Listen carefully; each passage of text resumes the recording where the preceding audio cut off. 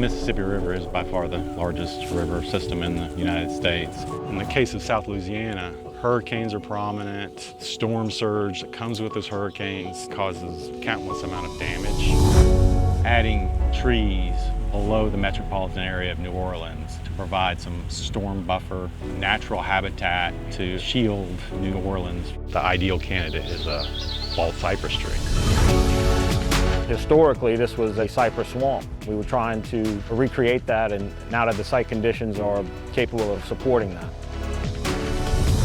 Restore the Earth, they're the key liaison towards the contractors, government, community, scientists. They pull all these groups together and make something happen that no one group can do alone.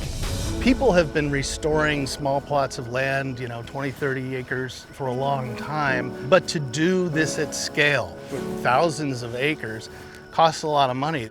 ClimeCo is a partner with Restore the Earth Foundation here, and our part is that we connect to the markets that can help finance those things. So right now there are thousands of acres here that have been replanted with tiny little bald cypress saplings.